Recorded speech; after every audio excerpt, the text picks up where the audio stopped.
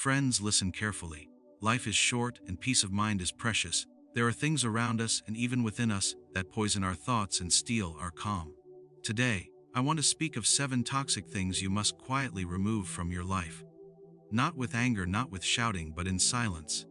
Negative people are like shadows that follow you everywhere, but unlike shadows, they do not disappear when the sun moves. They linger, quietly draining energy, planting doubt, and clouding the clarity of your mind. They may appear as friends, colleagues, or even family, and often, they come into our lives under the guise of concern or familiarity. At first, their presence may seem harmless, even comforting, because their words or actions may be familiar, and familiarity often masks toxicity. But over time, the patterns reveal themselves. A negative person constantly criticizes, belittles, or complains. They see obstacles where there are opportunities, and failures where there is room to learn. Every conversation with them leaves you feeling smaller, heavier, and burdened. You may not notice it immediately, but slowly, their mindset infiltrates your own. Thoughts of doubt and fear begin to appear, where there was once clarity and confidence. Their words can plant seeds of uncertainty that grow quietly, influencing your decisions and your sense of self. This toxicity often comes not with dramatic explosions, but with subtle, repeated patterns. It could be the colleague who constantly doubts your work, the friend who frames every choice you make as flawed, or the family member who reminds you of past mistakes over and over. These interactions are not just unpleasant, they are corrosive. The mind is like a garden, and every thought you entertain is a seed. Negative people bring weeds in the form of criticism, fear, and resentment. If these weeds are allowed to grow unchecked, they will suffocate the flowers of your peace, confidence, and clarity. Removing them is not about confrontation or punishment. It is about understanding the nature of influence and protecting the most valuable asset you have, your mind. You cannot control the actions or words of others, but you can control your proximity to them. You can decide which voices are allowed into your inner space and which are not. The process of eliminating negative people begins with awareness. Observe how you feel after interactions. Are you energized or depleted, encouraged or discouraged? Does the conversation leave you thoughtful and inspired, or anxious and frustrated? The answers are your guide. Often people cling to relationships out of habit or obligation, fearing loneliness or conflict, but staying in the presence of negativity is a slow erosion of your peace and your potential. The courage to step back is not cruelty, it is wisdom. By distancing yourself, you are not rejecting humanity, you are choosing the environment in which your mind and spirit can flourish. Eliminating negative people does not always require dramatic gestures. Sometimes it is as simple as reducing time spent together, politely declining certain conversations, or setting firm boundaries. Silence is a powerful tool in this process. It communicates that you will not be drawn into cycles of complaint, blame, or pessimism. In many cases, when a negative influence notices that their attempts to dominate your attention no longer succeed, they may withdraw or adjust their behavior, creating space for healthier interactions. The act of removing negativity quietly is also an exercise in self-discipline. It strengthens your ability to observe without reacting, to choose your influences deliberately, and to maintain serenity in a world full of unpredictable forces. It reminds you that your mental space is sacred, and that external voices should not dictate your inner peace. Over time, as the distance grows, you begin to notice the subtle benefits. Your thoughts become clearer, your energy steadier, and your decisions more aligned with reason rather than emotion.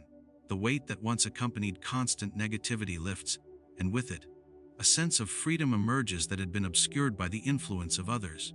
Worry is one of the heaviest burdens the mind can carry. It creeps in quietly, often disguised as careful planning or concern for the future, but its weight is far greater than any real problem it seeks to address. Worry is the mind attempting to control what cannot be controlled. It imagines scenarios that may never happen, paints dangers that do not exist, and magnifies small uncertainties into mountains of fear. Each time you allow yourself to dwell on what might go wrong, you are giving your energy away to a phantom. You exhaust yourself thinking about events you have no power to change, and in doing so, you weaken your ability to act effectively on the things you can influence. Many people think that worrying is a form of preparation, a way to anticipate obstacles, but true preparation requires action, not endless rumination.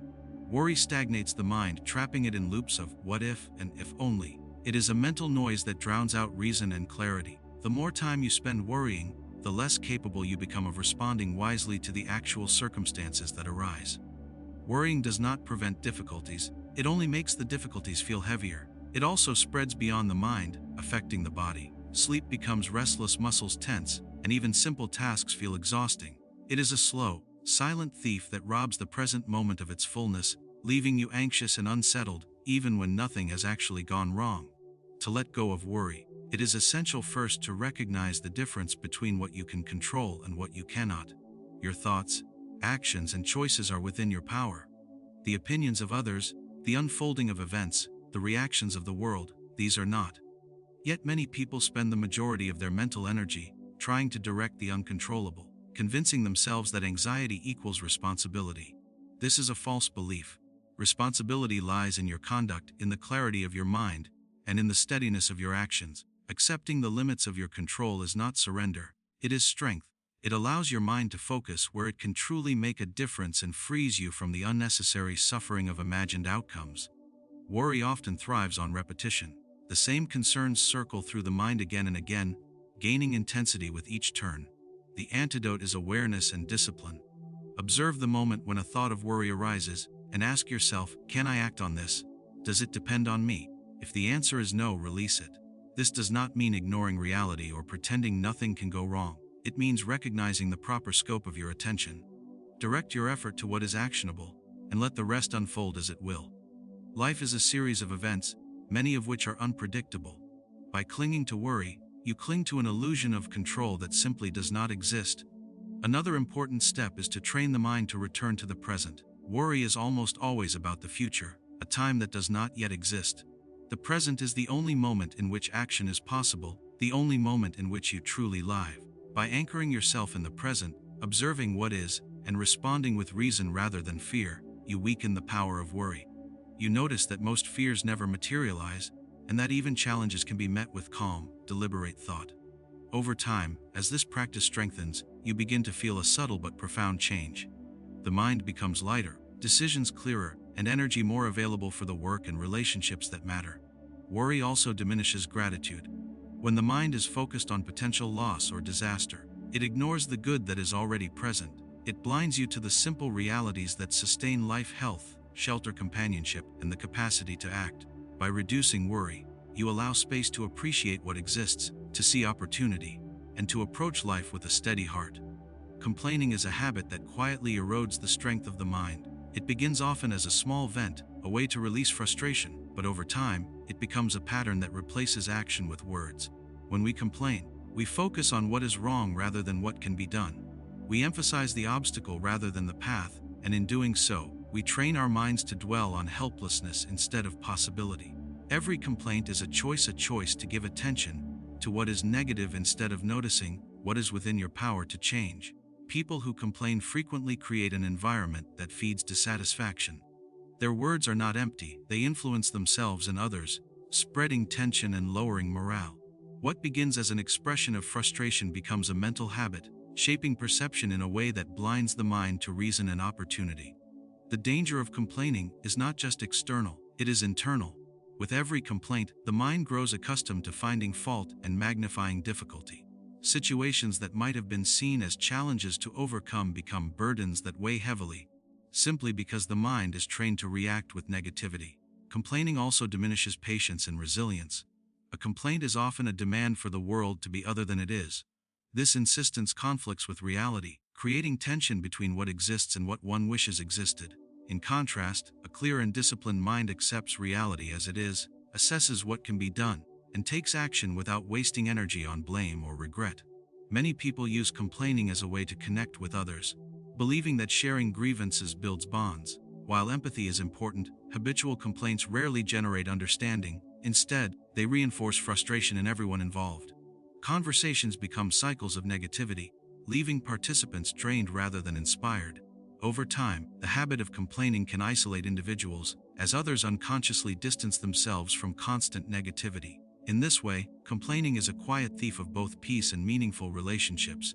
Eliminating the habit of complaining requires awareness and conscious effort. First, one must observe the impulse to complain when it arises. Notice the situations, people, or thoughts that trigger it. Instead of giving voice to dissatisfaction, pause and ask, what is within my control here? What can I do to improve this situation? Often, The answer is action. Action replaces complaint because it is a constructive use of energy. Even small steps forward, however minor, shift the mind from passivity to engagement, from helplessness to agency. By acting rather than complaining, the individual reclaims authority over their experience, demonstrating that influence comes through effort and not through words of discontent. Silence can be a powerful companion in this process. By choosing not to speak complaints, the mind begins to reorient itself. Thoughts of negativity lose their grip when they are not reinforced by speech. This does not mean denying feelings or pretending that difficulties do not exist. It means cultivating a disciplined response, one that prioritizes clarity and reason over habitual expression of frustration. Over time, this practice strengthens self-control, improves judgment, and fosters a calm, resilient mind. Complaining also clouds judgment. When the mind is focused on what is wrong, it struggles to see opportunities or solutions. Energy that could be directed toward problem solving is wasted on repetition of grievances. Reducing complaint increases focus, clarity, and efficiency. It allows a person to respond to life with strategy rather than reaction. By speaking less of what troubles you and acting more to address it, you reclaim the inner space that complaint once occupied. The habit of complaining is often reinforced by cultural and social norms. Many are accustomed to sharing grievances as if it is expected or necessary, but true strength and wisdom lie in thoughtful action rather than repetitive speech. Those who eliminate complaint in their daily lives find that they think more clearly, act more decisively, and experience a steady, undisturbed peace that cannot be shaken by the trivial frustrations of life. Jealousy is a quiet poison that seeps into the mind, eroding contentment and distorting perception. It begins when we compare ourselves to others, measuring our worth by what they have or what they achieve. This comparison creates a constant sense of lack, convincing the mind that happiness and success exist only elsewhere, in someone else's life. Jealousy does not arise from reality but from perception. It is a choice to focus on what is absent rather than what is present. It is a subtle form of suffering because it directs energy toward resentment and longing rather than toward improvement or action. Every moment spent envying another is a moment stolen from one's own growth and serenity. The effects of jealousy extend beyond emotions, they shape behavior. People driven by envy often act impulsively or defensively. They may undermine others, harbor secret resentment, or obsess over perceived slights. Even when these actions are restrained, the mental strain is immense. Jealousy consumes attention, leaving less room for reason, creativity, and meaningful effort. It amplifies insecurity and diminishes confidence, making individuals feel smaller and less capable than they truly are. This mental state distorts judgment, often leading to decisions that worsen one's situation rather than improve it. Many people justify jealousy as motivation, claiming that seeing others succeed will push them to achieve more. Yet true motivation does not stem from resentment, but from self-awareness and personal ambition. Jealousy is a reactive emotion. It ties your energy to someone else's life instead of your own. It forces you to chase shadows, distracting you from cultivating your own abilities and focusing on what is within your control. When energy is directed externally toward comparison, internal development is neglected. The result is a life shaped by what others have, rather than by deliberate choice and personal growth. Eliminating jealousy begins with acceptance of reality. Every person's path is unique, shaped by circumstances, choices, and time. Comparing your journey to another's is meaningless because you are not walking their path. Focus on your own abilities, progress, and values. Recognize your achievements, however small, and cultivate gratitude for what you already possess. Gratitude and contentment are powerful antidotes to envy, grounding the mind in appreciation rather than desire for what belongs to someone else. Self-discipline is also essential. Jealousy often arises in quiet moments, when the mind dwells on another's success or possessions. Catching these thoughts before they take hold is a practice in awareness. Observe the feeling without judgment, and redirect attention to actions that improve your life. Even minor steps, learning a skill, completing a task, or practicing self-care, reinforce personal agency and diminish the allure of comparison.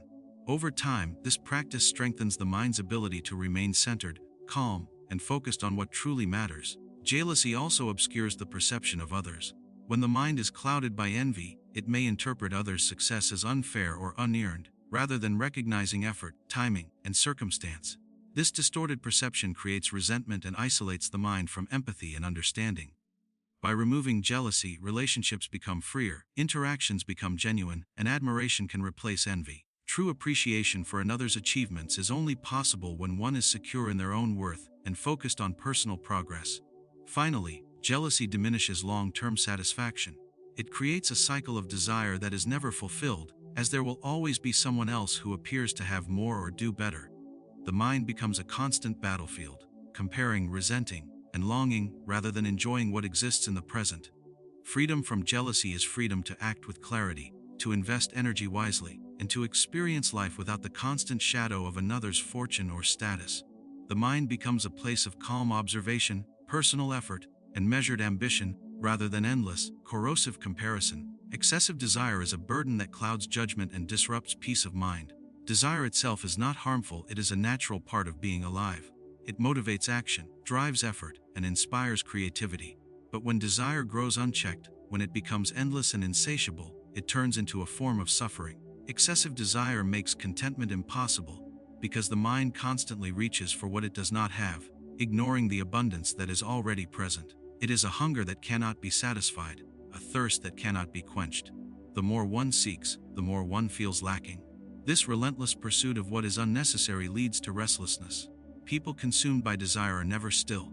Their thoughts are always focused on acquiring, achieving, or gaining approval.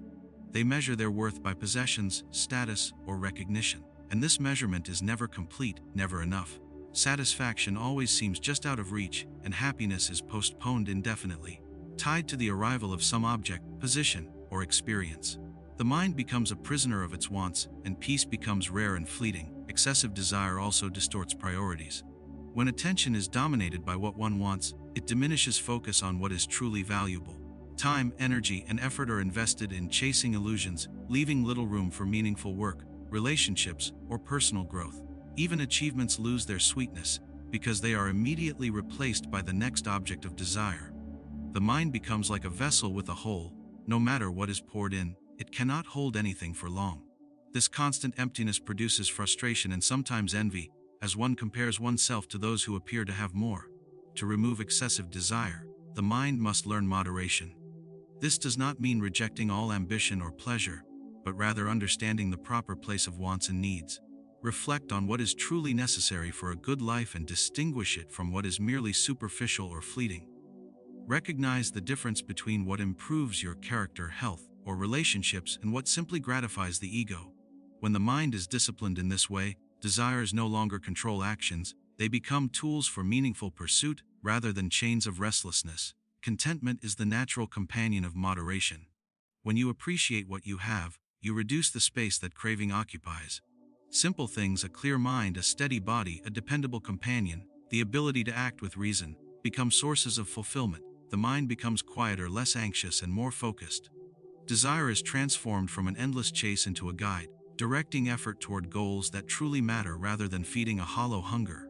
Excessive desire also encourages dependence on external circumstances for happiness. When fulfillment comes only from outside sources, the mind is vulnerable to disappointment. Possessions can be lost, achievements fade, and approval is fleeting. By reducing desire, the mind shifts focus inward, relying on virtue, reason, and deliberate action as sources of stability. Happiness becomes resilient because it is not contingent on events outside one's control. Moreover, uncontrolled desire often leads to impulsive or harmful actions. When the mind is driven by want, it may sacrifice integrity, patience, or long-term goals for immediate gratification. This produces regret and further unrest, feeding the cycle of craving. Self-discipline interrupts this cycle. By observing impulses, delaying satisfaction, and choosing wisely, the mind regains authority over itself. Each deliberate choice strengthens the habit of moderation and reduces the hold of unnecessary desire. Finally, excessive desire blinds the mind to the present. While the heart chases what is not yet attained, the present moment, the only reality in which life occurs, is neglected. By calming desire, one sees the richness of what already exists and acts with clarity and purpose. Effort is invested in meaningful work, relationships flourish, and the mind rests in a steady equilibrium, no longer tossed about by endless wants. Anger is a powerful emotion that can dominate the mind if left unchecked. It begins as a reaction to perceived injustice, insult, or frustration, often arising suddenly and intensely. At the moment it strikes, anger feels like energy and clarity, a force that demands expression and resolution. Yet beneath this intensity lies a danger. Anger clouds judgment and impairs reason. It magnifies slights, distorts events, and convinces the mind that aggression or reactivity is the only path to justice. In truth, anger rarely solves problems, it usually worsens them by creating conflict, division, or regret. The mind that gives itself over to anger is no longer free to respond with wisdom. It acts impulsively, guided by emotion rather than reason. Anger also consumes energy. When the mind is focused on what provokes rage, it cannot focus on productive action. Thoughts revolve around offense, revenge, or correction, often repeatedly, until the mental space is filled with tension. This repetition is exhausting, leaving the individual emotionally drained, physically tense, and spiritually unsettled. Even small provocations, when repeatedly nurtured, can dominate thought and behavior, shaping decisions and interactions in ways that are counterproductive. Anger acts like a lens that distorts perception, making problems appear larger and more personal than they truly are. Many people justify anger as a natural or necessary response. They argue that it motivates action, signals boundaries, or expresses strength. While it is true that anger can indicate injustice, the expression of it is rarely necessary or beneficial. True strength lies not in reacting, but in maintaining clarity, patience, and self-control. The mind that can observe the causes of anger without being consumed by them retains freedom, perspective, and the ability to act wisely. Reacting with anger gives control to the external world. Remaining calm returns control to the self. Controlling anger requires awareness and deliberate effort. First, one must recognize its onset. Notice the physical sensations, the tightening of muscles, the quickening of breath, the rush of energy. Recognize the mental patterns, thoughts of blame, resentment, or retaliation. Observation alone weakens anger's immediate grip, creating a pause between impulse and action. In that pause lies choice. You can allow the emotion to dictate action, or you can act deliberately, guided by reason and long-term purpose rather than fleeting intensity. Silence is a powerful tool in managing anger. Often the instinct is to speak, argue, or defend oneself in the heat of the moment. Speaking while angry amplifies the emotion and can escalate conflict. By remaining silent, the mind gains clarity. Words can be delayed until the heat passes, until reason has had time to assess the situation. Even small delays, taking a breath, walking away, or counting silently, transform reaction into measured response, reducing the destructive power of anger. Anger also harms relationships and reputation. When expressed, it often causes others to respond defensively, escalating conflict, misunderstanding, or resentment. Even when justified, anger can alienate allies and diminish influence. By mastering anger internally, one strengthens relationships, communicates more effectively, and maintains respect and credibility. Emotional restraint demonstrates strength and composure far more than an outburst of rage ever could. Finally, unchecked anger disrupts inner peace. A mind preoccupied with offense or revenge cannot experience calm or contentment. It remains tense, vigilant, and reactive, always seeking wrongs to correct. By letting go of anger and maintaining calm, the mind returns to clarity and balance. It observes events without distortion, acts effectively when needed, and preserves the serenity that allows for clear thought, measured action, and enduring strength. Self-doubt is a quiet but persistent enemy of the mind. It creeps in slowly, often disguised as caution or humility, but it undermines confidence, clouds judgment, and limits potential. When you doubt yourself, you hesitate in action, question your choices unnecessarily, and diminish your own abilities in your mind. Self-doubt convinces you that you are less capable than you truly are, that obstacles are insurmountable, and that success belongs to others while failure is your natural lot. It is a mental habit that can take root in childhood experiences, repeated criticism, or past failures, but it can grow at any stage of life if not carefully observed. The effects of self-doubt extend beyond thoughts, they shape behavior. A person who doubts themselves is more likely to procrastinate, avoid challenges, or rely excessively on the opinions of others. This reliance on external validation undermines independence and weakens the mind's ability to act decisively. Opportunities pass because hesitation replaces courage, and inaction becomes the norm. Even when action is taken, self-doubt erodes confidence, causing unnecessary anxiety and second-guessing that diminishes the quality of effort. The mind becomes trapped in a cycle of uncertainty, where fear of failure outweighs reasoned preparation and capability. Self-doubt is often fueled by comparison. Observing others' successes, accomplishments, or abilities can lead to feelings of inadequacy. The mind measures itself against these external standards rather than assessing its own progress, strengths, and values. This comparison is misleading because every individual has a unique path, shaped by circumstances, choices, and experiences. Judging oneself by another's life is both unfair and unproductive, diverting energy away from self-improvement and toward unnecessary fear or envy.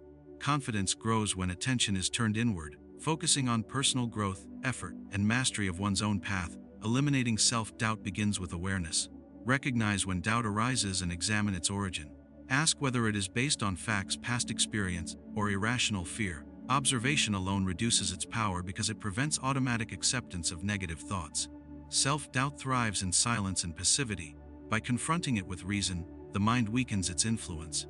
Thoughtful reflection allows you to see your abilities clearly, to weigh risks rationally, and to act based on what is real rather than imagined. Action is another antidote to self-doubt.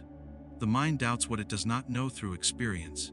Taking deliberate steps, even small ones, builds evidence of competence. Each action completed strengthens confidence, proving that you are capable of handling challenges. Progress, however incremental, replaces fear with certainty and teaches the mind that ability is developed through effort, not imagined limitations. Action also reduces rumination. Thoughts of fear or inadequacy lose their grip when replaced by purposeful effort toward meaningful goals.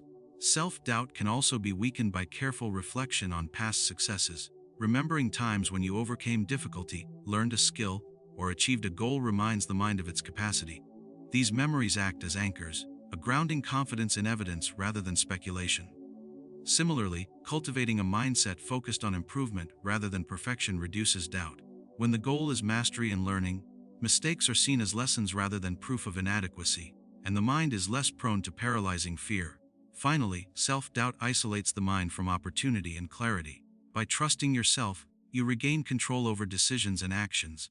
Reason becomes your guide rather than fear, and the mind is free to pursue challenges, solve problems, and act decisively. The confidence that emerges from overcoming doubt is quiet, steady, and resilient, allowing the mind to remain focused, composed, and capable even in the face of difficulty. The mind is the foundation of all experience, and guarding it is essential for a life of calm, clarity, and purpose. Every thought that enters the mind shapes perception, influences emotion, and directs action. The quality of these thoughts determines the quality of life. When the mind is filled with distractions, negativity, or unexamined beliefs, it becomes difficult to act wisely, respond effectively, or maintain inner peace. Protecting the mind is not a matter of avoiding the world, but of carefully choosing what is allowed to take root within it. A strong mind can observe without being disturbed, decide without hesitation, and act without fear, while a mind left unguarded becomes vulnerable to external and internal disturbances alike. External influences are a constant source of challenge. People, events, and environments carry opinions, emotions, and pressures that can shape the mind subtly and persistently. Negative words, criticism, gossip, or constant exposure to fear or anger can infiltrate the mind if attention is given uncritically. Even seemingly minor influences accumulate over time, creating patterns of thought that reinforce worry, frustration, or resentment. Just as a garden must be tended carefully to prevent weeds from overtaking the flowers, the mind must be protected from harmful influences before they take hold. Selecting the company you keep, the media you consume, and the environments in which you spend time is part of the discipline of guarding the mind. Internal influences are equally important. Thoughts, habits, and emotional reactions shape mental health and clarity. Self-criticism, rumination, and unexamined beliefs act as toxins within the mind, draining energy and obstructing reason. Allowing these patterns to persist leads to confusion, anxiety, and indecision. Awareness is the first step in guarding the mind internally. Observe the thoughts that arise without judgment, noticing which are constructive and which are harmful. By recognizing these patterns, the mind gains the power to redirect attention toward clarity, reason, and purpose. Discipline and routine are essential tools in protecting the mind. Daily practices of reflection, meditation, or quiet observation strengthen mental resilience. Even small acts, such as pausing before reacting, reviewing one's actions, or prioritizing meaningful work over trivial distractions, contribute to the fortification of the mind. These habits create an internal structure that supports calm judgment, steady emotion, and deliberate action. The stronger the mind becomes through practice, the less it can be shaken by circumstance, opinion, or provocation.